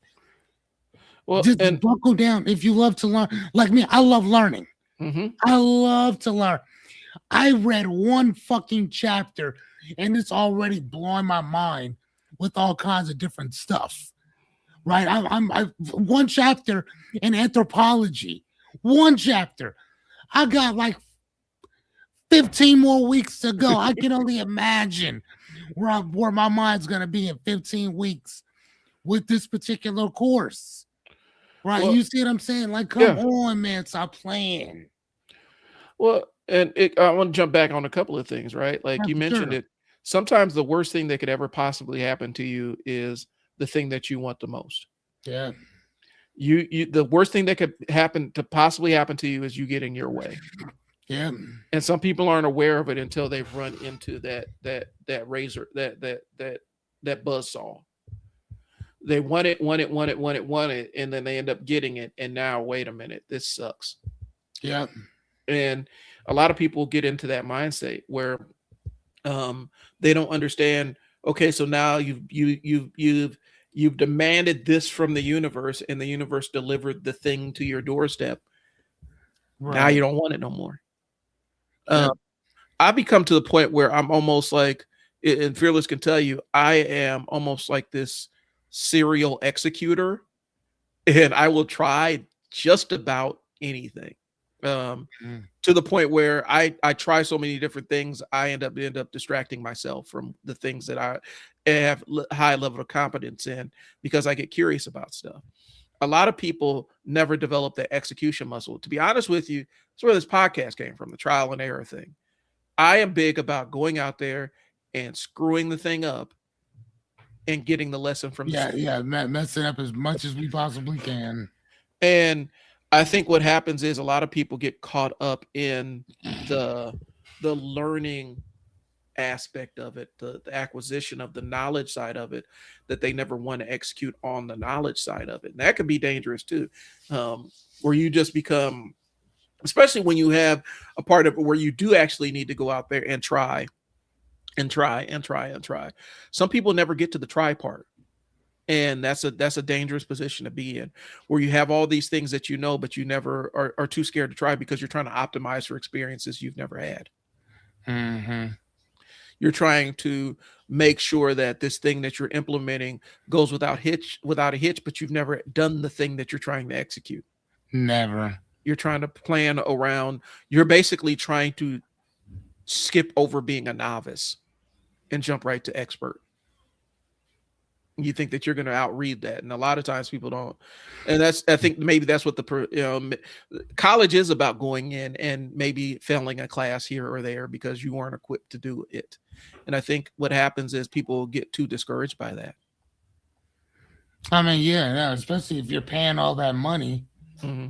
for it. Yeah, of course you're gonna be, feel a particular way. Okay, All right. so Yeah, let's run to the next. Number okay, 3. Here we go. Consolidate number 3. Study people, not just situations. As you can see, I'm running it through. yeah. Yeah. So as we go through it, I'll just run it through there so that people can actually kind of see what we're talking about. So 19 and 33. I'll read the law if you can start breaking it down. So law 19 is know who you're dealing with. Do not offend the wrong person. I never have a disagreement with this one. Don't have a disagreement with this one at all. But Study people, not just yeah. okay. So mapping personalities, motivate vulnerabilities, and triggers is leverage. So the pro for this is that prevents avoidability. Mhm. Excuse me, prevents avoidable conflict and empowers precision influence. Now the con is that people reading takes time and attention, and misreads can be fatal. This is what we were talking about with the whole Tupac thing Yeah. or whatever. So the 19 is, like my guy just said, know who you're dealing with. do not offend the wrong person. That's law 19. Law 33. 33 is discover each man's thumb screw. So here's the thing. Tupac is not here today Mhm. because he offended the wrong person. Yeah. You put your hands on somebody or whatever. And again, Glasses Malone, another rapper out of Watts, California, Mhm. he wrote this song called Tupac Must Die. You gotta watch it and listen to the song, right? But it's called Tupac Must Die. Mhm. And he living in Watts, he knew everybody that was basically in that car that night, the night that Tupac was shot. And the song goes in and he talks about the whole entire thing. But I heard him giving an interview on it. And the thing with the interview was, or the thing that G Malone said that really captured to me the experience of what he's talking about was he said it wasn't just a gang banging thing. Mm-mm. He said if it was just that he'd have caught them dudes in Compton because that's just how things are. It was the fact that he sees Tupac walking towards him and he's thinking, oh man, there's Pop. And then Suge is right behind him, but Tupac's walking directly towards him, walks over and punches him in his face. Now, again, look at this. Study people, not just situations. Motherfucker, he didn't. First and foremost, if he was calling himself Machiavelli, how do you call yourself Machiavelli, but you don't study the rules? You talk about that shit in your records all the time, Mhm. but you don't live by the shit you're talking about. You know what I'm saying? And that's the reason why Tupac died violently that night. Or whatever. It's because of that law right there. You put your hands on the right person at the wrong time, and that was that. Well, and then also it goes into, we talked about it too, where you end up becoming the role that you're playing. You know what I'm That saying? part. We must be careful who we pretend to be. You know what I'm saying? And Right. that's, be And that's careful who you pretend to be, because that, and that's kind of what it right. is. And G Malone was saying that that's kind of what happened with. That's the reason why that homeboy allegedly gunned him down that night was because if first and foremost that story getting back to Compton Hmm. that you let this rapper fire on you in front Hmm. of everybody and you dropped it, you didn't fight back, you didn't do nothing. He said everybody in the town was gonna clown him for that. Right. Everybody was gonna clown him for that. So again, so think about it. Did Tupac lose his life that night because he punched the wrong person? You know what I'm saying? Because again, if he was into that life, then that'd have been one thing. But he wasn't into that life. And that's why he lost his life. Because, bro, you an outsider messing with some stuff that ain't got nothing to do with you. Uh, And and again, so basically reputation. yeah. You know what I'm saying? So the reputation of this dude. You know what I'm saying? In Compton, where he lives, everybody there is going to clown him because you got punched in your face by Pac. Could you imagine talking to a chick at a club and she like, nah, I'm good. You let that rapper fire on you. And not just a rapper, but this dude hangs out with Pyrus all day long. Well, and like I said, it goes And then he back. got mob put all on him. Bro, and that's your enemy said, boy, you gonna get out here and get clown for that shit. Well, and I guess to me that it ends up becoming, because I had a kid in one of my programs. Um, Reason why he ended up getting put in my shelter was a little white dude from South Omaha. And he grew up around the gangs. He Mhm. knew enough to be dangerous to himself, and so he started. And this is real. He started claiming MS-13, and he was in a different facility, and his worker came in and kind of told me the story. He's in this other facility. He's talking about MS-13, and the MS-13 kids were stepping up to him saying, "Hey, you ain't You gotta stop that shit. don't do this. It's not safe for you." And he wouldn't listen to him because he was so enamored of this life that he wanted to live. Yeah. And one of the kids finally stepped to him and said, "Okay, this is where your mom works. This is where your dad works. This is where your little sister goes to daycare. You need to stop." Oh, dude. And so they ended up putting him in my shelter, and we had to limit his phone calls and everything. But the first thing I told him, I said, "Okay, so you doing this MS-13 stuff? We got Norteños in the house, bro. Like, you talking Sereno stuff? We got Norteños in the house. Do not flag in my house." Well, and for those that don't know, don't show your affiliations are. I have nothing but gang members in this house. None of them flag in here. It's neutral territory. Nobody was repping any sets or anything like that. If nobody knows who each other is, then we don't have fights. And he came in there and he started doing this fake set stuff and all this other stuff. Eventually they had to move him out because he wouldn't keep himself safe, because he was so enamored with this idea of being part of the Salvadorian gang that they're actually threatening his life. And he's not smart enough to see this is going to end up very badly for me because it's not real to him. The violence isn't real to him. And so he was trying to play this role, even though the people that were involved in that said, "Hey, man, don't do that." Right. But when you got actual gang members stepping to you, say, "You got to chill because it's not just us out here." And they're going to start questioning who we're letting in. It makes us look bad to everybody else. But me telling this little dude, "Hey, don't claim like you're from South, you're a little white dude from South Omaha. Don't claim this El Salvadorian gang, bro. Like, you're putting yourself in danger. They already told you your parents' address and your little sister's school. What else do you need to know?" But he was hell bent on being this person. I don't know if he's still around anymore, but I knew for a second I had to sit down and tell, like, "Hey, this little dude ain't even trying to keep himself safe. Y'all got to move him somewhere else. You probably got to get him out of state because he can't shut his mouth." And my shelter's off the grid because we have gang members in there. They don't know the address. They don't know where he is. But he's out here running his mouth, man. Listen, these kids do talk to one another.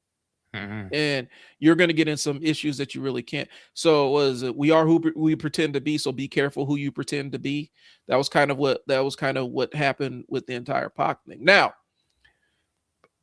I don't have a problem with don't offend the wrong person. I honestly, I roll with that. The one I do have a problem with is know each man's thumbscrew, and there's a reason why. Yes, you need to know, like, if you're in that level of competitiveness in your environment, you need to know where other people's gaps and flaws and weaknesses are and stuff like that. The danger is when you start playing around with people's primal instincts, their worst instincts, the thing that they don't have a logic base for. You are playing a very, very dangerous game with people, because you never know. Once you start getting into the primal aspects of it, you're opening the door for literally anything. I had a staff who was a licensed therapist, and I had to tell her, "Hey, I get you have all the credentials behind you. You're not in this home in that capacity. You have to be very, very careful the way that you approach things, because you're in this weird thing where you are a service provider, but you're also connecting services to them. When you start playing around with people's primal, like their fears, the things that drive them on an emotional level, where you end up having logic not connected to it, you play with their fears, you play with their anger, you play with their interpersonal relationships, anything can happen." Gotcha. Because people will get in the heat of the moment. Anything, you will open the door for anything to happen. This will escalate in a way that you've never seen before. And so I used to warn my staff about it, but I had to tell her specifically, you actually know how the human brain works. You're licensed to do this outside of here. You need to leave that at the door and not bring that into the environments that you're working in, because you're not serving in a therapy capacity. You're serving in a family support capacity. Let the Oh therapist be the wow. therapist. Let the therapist be the therapist. You be the family support worker, because you're opening a door that you may not be able to close. I Hmm. used to tell people when I brought kids in my shelter, I said, here's the thing. A lot of times, especially if we have a kid that comes in and struggling, one of the things that happens is they'll get in here and they realize that a lot of things that they thought were true in their life are not true. A lot of worldviews that they held coming into this, they realize that those worldviews no longer serve them. When you get to that point, you never know what somebody's going to do when you tell them their basic understanding of the world is wrong. When they realize it internally, you're not ready for that kind of crash out. And so Hmm. that's why a lot of times when we bring kids into the shelter and show them, we can be different and you can be better, you can achieve things that you never thought you could achieve before, there's always a massive blowout. The kid always had a big, huge, for the lack of a better word, a huge temper tantrum, Hmm. because basically we're taking this kid and showing them that the world they lived in and the rules that they had to live in that world are either not 100% true all the time or no longer serve them as the person they currently are right now. And Hmm. when you upset somebody's entire sense in their entire worldview at one time, you're going to see a massive explosion of emotion come out. Yeah, and, I remember reading a book on that. It was by Blake Crouch. Matter of fact, it was called Dark. I think it's called Dark Corners. It's on HBO. It's on one of those Let me look it up while you're talking. shows now. I think it's called Dark. I think it's called Dark Corners, and it's basically about this dude who has to have this who goes in and out of different Dark matter. reality. That's what Dark I thought it was. matter. I thought it Dark was dark matter. matter. It's dark matter. Yeah, I read that book like years ago, and it was amazing. But that's literally one of the things that happened was every time he goes through one door, it changes everything up in this other world, and people would go crazy. And he went to this police station, and he was in there, and this cop took his gun out and popped himself Mm-hmm. or whatever, literally because like your mind cannot. It's only used to one particular thing. Mm-hmm.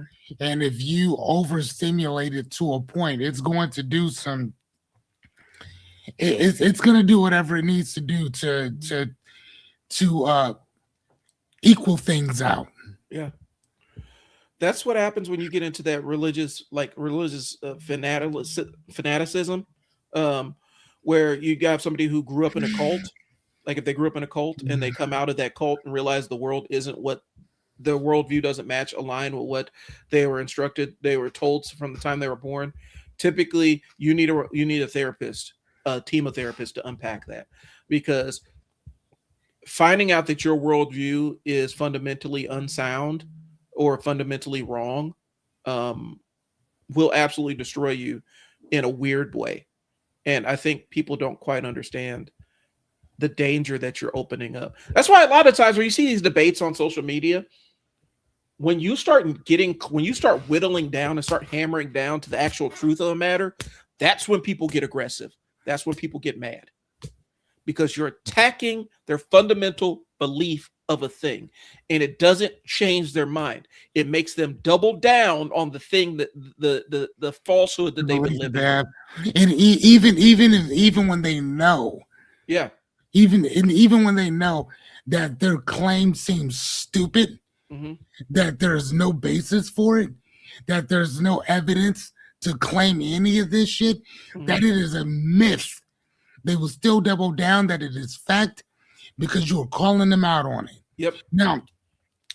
Now, and that's the reason why um, I love watching.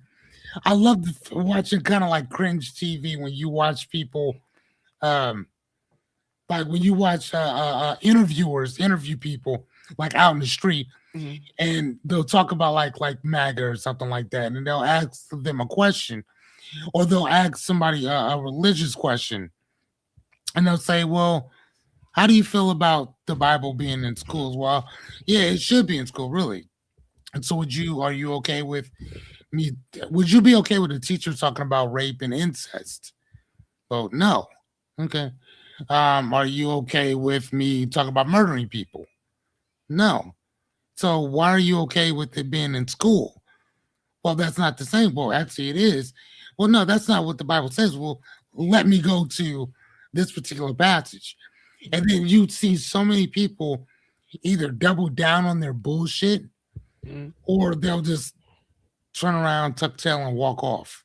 Yeah. Because a lot of them haven't really read this stuff or whatever. So, like, there was this guy that I follow, Josh Duff, I think is his name, black dude. Mm-hmm. Um, I think he's like some type of statistic or whatever. But anyway, he was talking about that he was talking about the statistics and facts and all that stuff. And he said, yeah, it's really funny how if you say something to me, my whole objective, let me rephrase that. He was talking about when people talk about the Bible, and he said that, and I think it was after the death of Charlie Kirk, and he was talking about how people said that it's not in the Bible for us to be mean to each other and Mm-hmm. this and the other. And he said, no, that's exactly what the Bible talks about. Mm-hmm. And not just the Old Testament, but the new one as well. Or whatever. Old Testament basically will burn your ass right then and there. Second Testament basically tells you that we're gonna knock your ass off as soon as you're out of here. Mm-hmm. So not only is your life hard while you're there, but as soon as you die, you got fire and brimstone to look forward to too. It's like, well, you can pray. All you have to do is give my son an alley oop, and I'll forgive all the horrible shit you've done. Right before you're out. So then it justifies murder, it justifies bullshit. And I sit around thinking all the time, like some of these people cannot. I don't believe that they believe in God the way that they said they do. Because if you did, if you honestly believe in judgment after you're dead and all that shit, which is actually an Egyptian thing, but it's not whatever. Um, I'm like, I don't think that these people believe in God whatsoever. So either A, they don't believe in it, or B, they know something that we do not. Mm-hmm. You know what I'm saying? Because, bro, you can't act like this and be thinking that you're going to be okay when everything is said and done. Mm-hmm. You know what I'm saying? Like, Right. I think about the shit that I do. I'm I, like, man, I know I'm going to pay for some of this shit. I think people don't like to think about it on that intimate of a level. I More do. times than not. Yeah. I think people are comfortable in their level of whatever their belief is, and they don't want to have to really think about it, because if they really had to think about it, it would counter a lot of the things that they currently hold dear in the real world. And so that's why I keep going back to it. People will vehemently defend their worldview, even if their worldview is proven wrong. All it does is make them Right. double down Yeah. on the same negative worldview that they have. Right now, there's a guy on Facebook. I pointed out that, and it's known, it's something that's been known for a long time, where a lot of law enforcement has white nationalist tattoos on them. Mhm. And some of them are part of these white nationalist gangs, right? Oh, sweet. Awesome. And so, and I said, and I'm making the correlation because they mentioned this as a potential problem where years and years ago, about this was in a different administration, they're talking about how a lot of militia groups, separate white nationalist militia groups, are actually getting into border patrol and border enforcement. I'm sure and so they could take out their aggression on them. Yeah. Yeah. And immigration enforcement. This is not new. This is something that's been there. But now they have the hiring surge. And so now more people. So now their internal documents of ICE say, hey, overlook gang tattoos, overlook white nationalist tattoos. And so I've seen it on the news where I'm sitting there watching it, and this ICE agent comes across the screen. I see his sleeve. It's Iron Cross. There's a blood eagle on there. Those are Nazi tattoos. And I've seen it with my own eyes, personally. I didn't pause the TV, take a picture of it. I've seen it. And so this guy is sitting there, well, show me the bad men with the Nazi tattoos. So I showed him a picture of one. I don't sit there and log in and record it every single time. And so his this is literally verbatim what he just replied to. I happened to glance down at my phone, it lit up.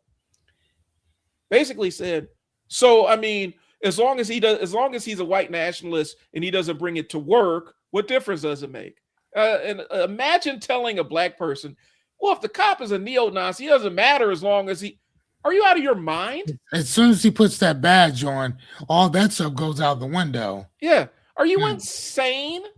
Yeah. Are you insane? It doesn't matter if that daycare worker is a child molester, as long as they don't bring it to work with them. What difference does it make? Are you insane? Have you lost your mind? Oh And a wow, lot I like from that. the fact that I distorted his frame of reference that law enforcement can't possibly be tied into there because there must be some filter mechanism. They remove the filtering mechanism. Hmm. And so now you're getting these people that are barely literate, that have affiliations with groups that they consider hate groups and stuff like that. Those are the people that are holding guns or in charge of people's lives. Hmm. And instead of admitting, wait, this might be problematic to us by and large, not just people that look like me and you, but collectively, Hmm. because fascism is a funnel. And so once you get past our layer of dark skin difference, then we start getting into religious difference, Hmm. national country of origin difference. Yep. Where did your ancestors come from difference? You start funneling down. And so the people start looking more similar as you funnel through to the point where, wait, you're not a Protestant? Put them on the floor. You see what I'm saying? Right. But in order to understand what I'm saying, you need to be able to shift your worldview a little bit. So it's just an interesting thing. When you start hacking and getting close to somebody's deeply held beliefs, they don't change their beliefs, it reinforces them. Hmm. So you start hacking away. Like as you start digging deeper, the dirt gets more tightly packed to the point where it's solid, almost like concrete. And so Right. you get through that concrete level to get to where you're trying to be. Hmm. So I think that's what happens. And so that's the danger of the thumb screw theory, where you start twisting and screwing with somebody's perception of life. Yep. You're distorting their perception of reality. You're opening Pandora's box for anything to happen to you, any negative thing to happen to you, because it's not tied to any level of rationality. Hmm. Attacking something that they deeply hold belief, and they will defend it whether they gotta go through you to do it. You end up becoming immaterial. That's why Right. I So feel like, no, I get it. So I'm looking at the reality is that this is that most failures in life come from misunderstanding people, not from misunderstanding strategy or the situation, but people in general, which is right. really crazy. I mean, I think that that's kind of what we're, kind of what we're discussing on that anyway. So okay, let's move to the next one right quick. God damn it! Oh please, Okay. what was that? Did we already do that one? Which one? Yep. Okay. I got it. All right, that's what happened. I didn't. Okay, perfect. Okay, there we go. All right, so go into there and I'll put it up. Which one is it? Where are we at? 24. Go all the way up. Okay. Dang, I felt like I scrolled down. So number 24. What consolidated law? Tell me which one. God damn it. Hold on one sec. Consolidated law number 3, or are we on 4? 4. Okay. Consolidated law, strategic non-commitment, tactical retreat. Okay. So I'll pull it up. Number 20. So these are laws 20 and 22. Sorry guys, we're still sorting some of this stuff out. Yeah, So sorry about that, guys. 20 and 22. Do not commit to anyone is law 20. Commitments limit your flexibility and bind you to a certain path. Okay. And law 22 is law power use surrender tactic transform weakness into power. Surrender is often seen as a sign of weakness, but it can be a sign of strength when used strategically. By surrendering, you can buy time, preserve your resources, and even turn the table when the time is right. Okay. The do not commit to anybody. Don't try to do this in your interpersonal life. Please don't. Please don't. If you're like for your job and stuff like that, you can have those kind of transitory commitments where you're like, I'm with this job as long as I'm happy and they're paying the bills and nothing better comes along. That's probably the optimal way to be in this society where they can lay you off at any time. But don't do that with your fiance. Yeah. Don't do that with your kids. Yeah, right. Don't do that with your wife or nothing. Yeah. Tactical retreat, I don't necessarily have a huge problem with it. When things are wrong, you can withdraw and come back and hit and maybe have a better advantage if you regroup. Like I don't have an issue with that. Right.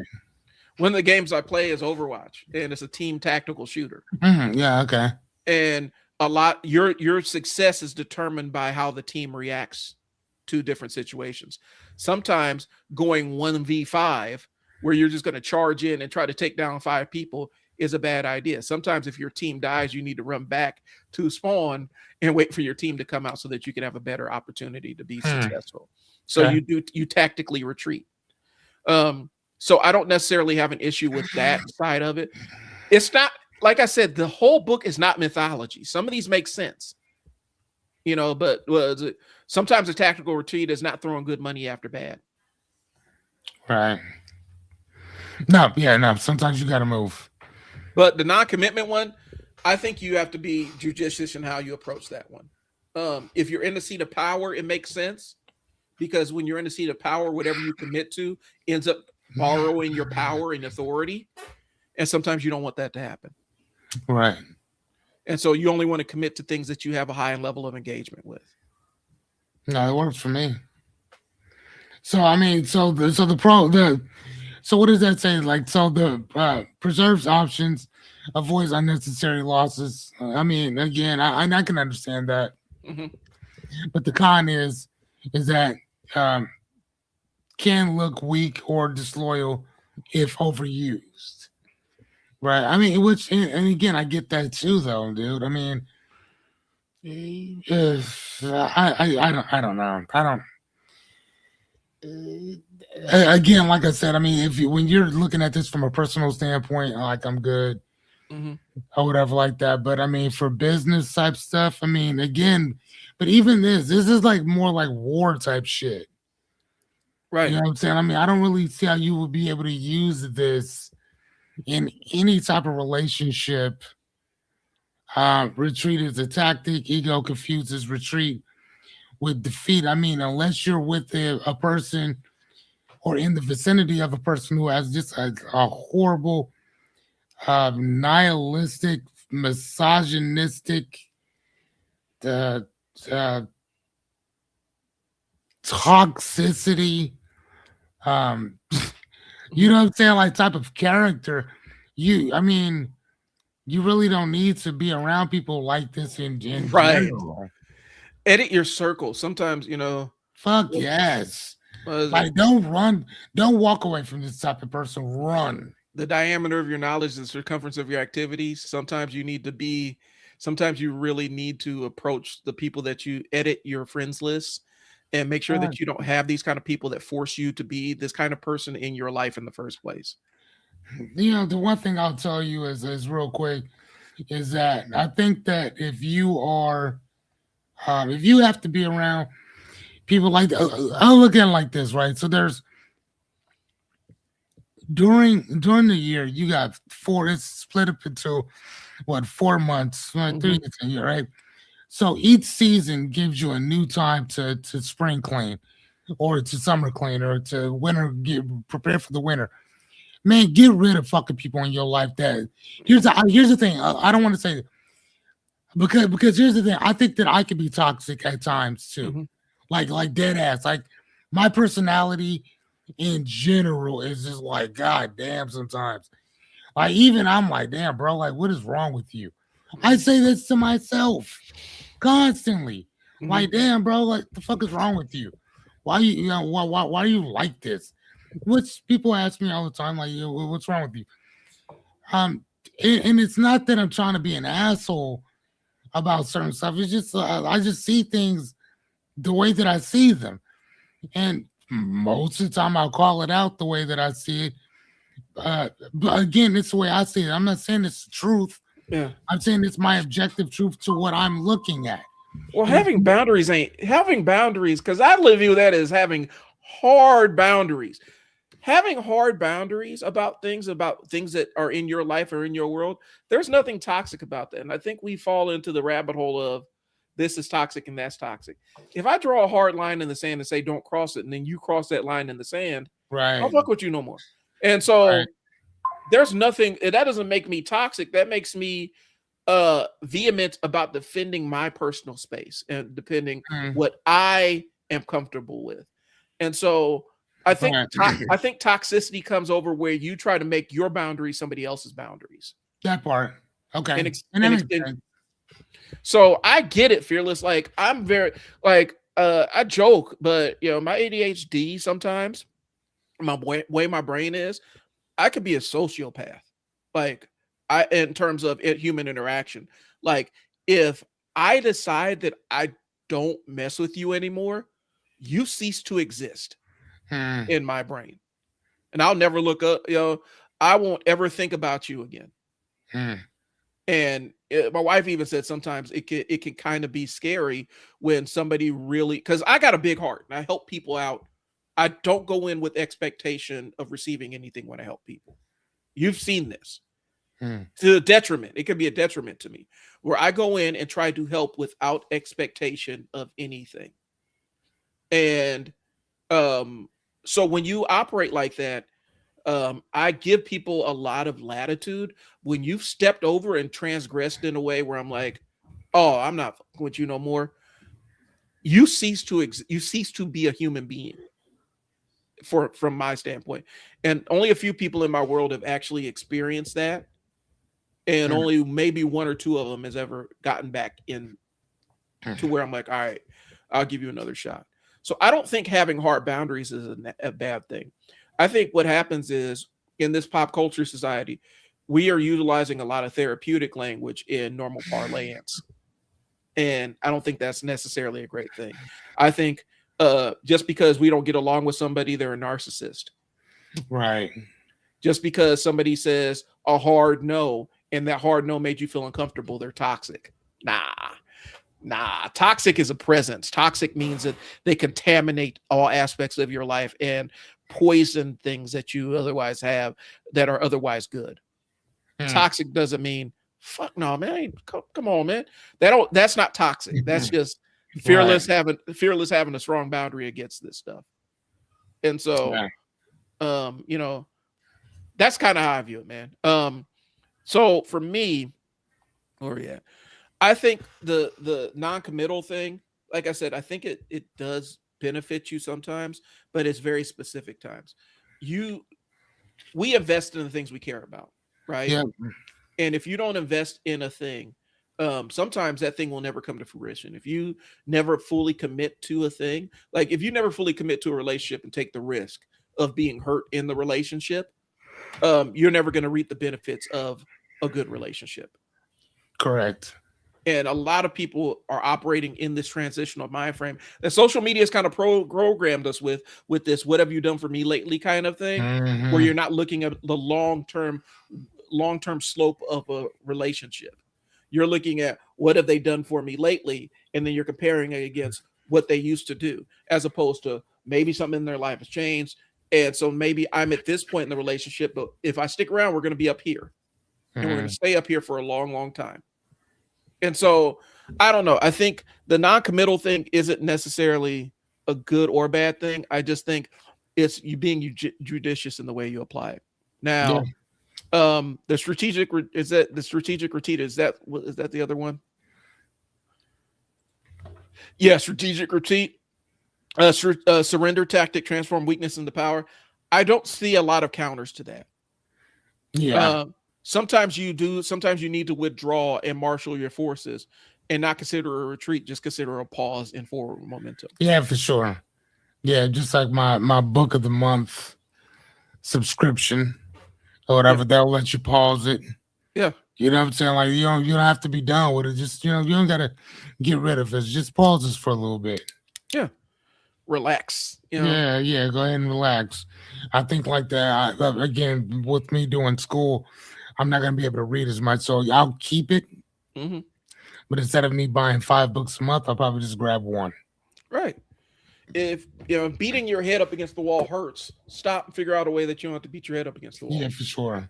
So, do you want to go on to the next one, or do we want to put a pause on it and save it for Now, next week? let's put a pause on this one Okay. because again, we got the rest. We can just knock the rest of them out, and then we can do like an overall thing on there, and then so like this. So next week we'll do the the rest of these, and then we'll jump into Robert Kiyosaki's Rich Dad Poor Dad. Poor Jab 4-part quadrant, all that stuff, whatever the pros and cons of it, Yeah. the realistics of it, how it would actually work. And That's yeah. before you guys get mad at us, I want to set the tone for when we go into Rich Dad Poor Dad. Understand, Rich Dad doesn't exist. Rich Dad is a hypothetical person that this man came up with to juxtapose his beliefs against. I need you to understand that before we get into it, so that you don't get too mad when we start talking about what aspects make sense, what aspects don't. People earnestly believe that Rich Dad exists. He doesn't exist. He's a composition of different people, an amalgam of different people.